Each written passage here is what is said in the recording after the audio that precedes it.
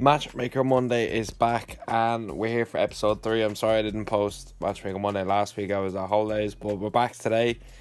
Let's get straight into it. So the first matchup is not really going to be a big surprise. It's the man on the main event last night, Islam Makhachev, and I want to see him square off against Arman Tsarukyan.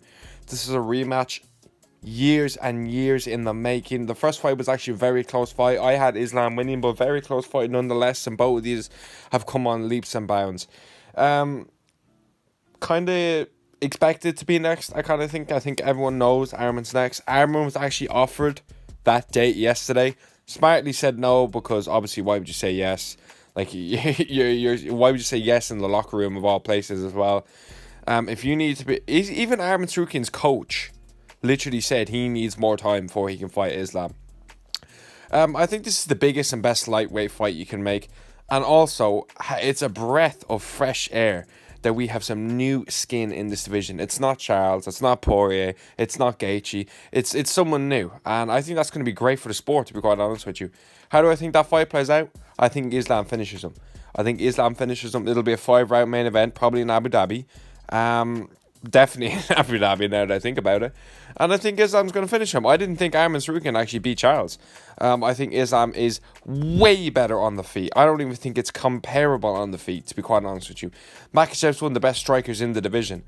Charles was getting Arman Tsarukyan in bad positions, and Islam submitted Charles, so I don't think it's ridiculous to say Islam is kind of... There's a danger there for Islam on the ground. Like, he could submit Arman. The wrestling is kind of, it's. I just think Makhachev's better everywhere than Arman Tsarukyan, to be quite honest with you. I don't really see Arman competing with him in any aspect. Not to say Arman can't win this fight, and not to say it's not a close fight, but I just think Islam's going to beat him. I think Islam will finish him. Unity got submitted by Charles in the first.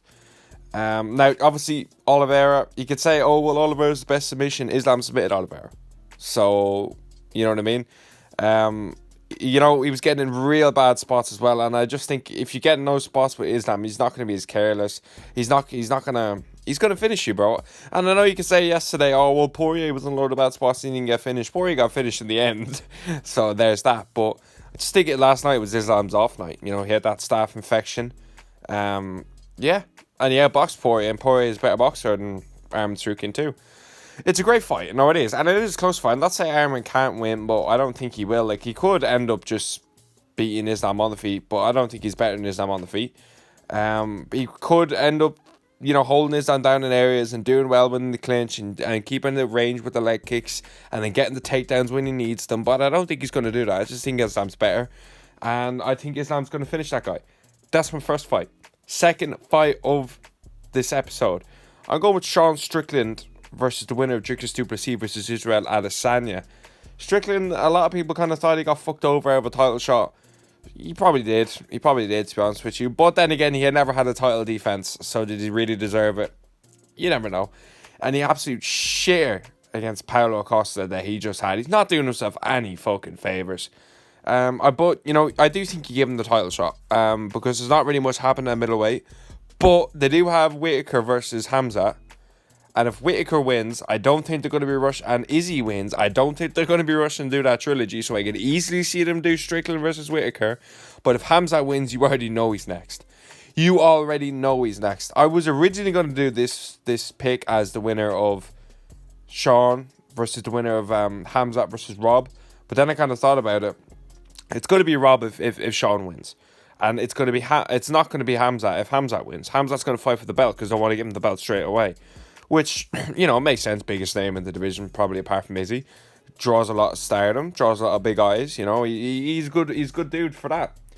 But, Strickland, he just kind of fucking shit fight against Costa, I thought.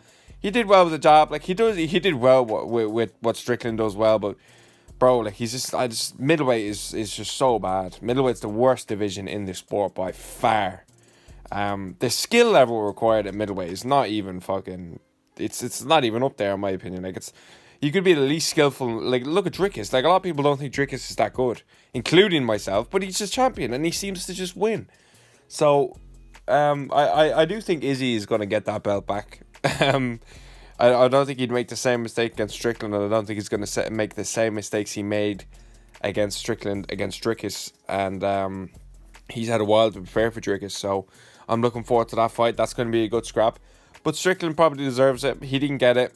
Boo-hoo, you move on. But yeah, I give it Strickland next. And you kind of do that maybe December on that maybe end of year card, October, November.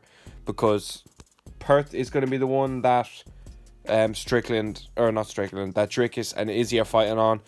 So that's going to be, I think, the end of August or start of September, in and around then. So it kind of gives them plenty of time to do it at the end of the year, maybe January even, in and around that. So if Strickland wants to keep busy, they'll give him that Whittaker fight. I have no question in my mind that they will do that Whittaker fight if Whittaker wins. Will Whittaker win? I do think so, but it is close.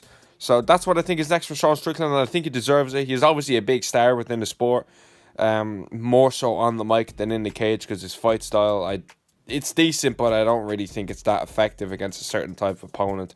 Pereira kind of showed that, and badly as well.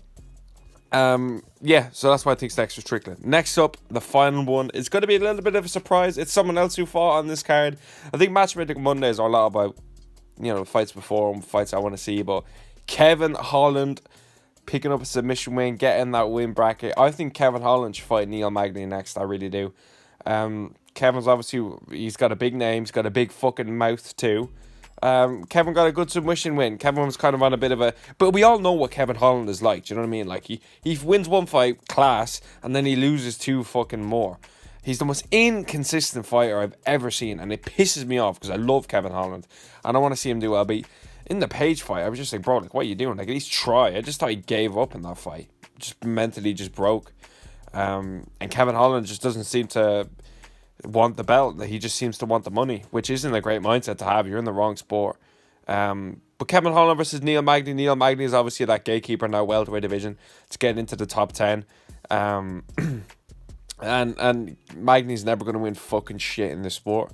You know what I mean? He's just going to fucking be that number 10. Number 10 kind of gatekeeper. And he seems to be happy enough with that. To be fair, Magny's a stud. He'll fight anyone, to be fair. So I can't even chat too much shit about him. So how do I think that fight goes?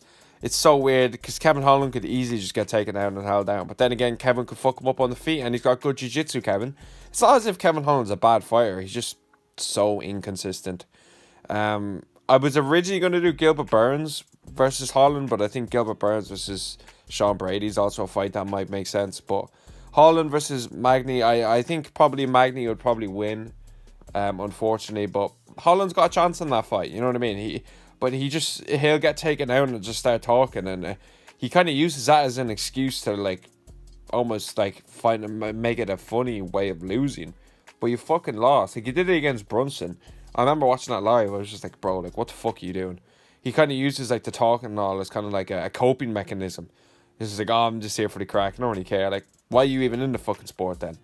But yeah, I'll probably pick Magny in that fight. Is that a fight I'm eager to see? Absolutely not. Is it a fight that I would watch? Yeah. Is it a fight that I'll have interest in? Absolutely. But I'm not eager to watch it. But they're my 3 fights for today. Let me know what you think in the comments. Thanks for watching.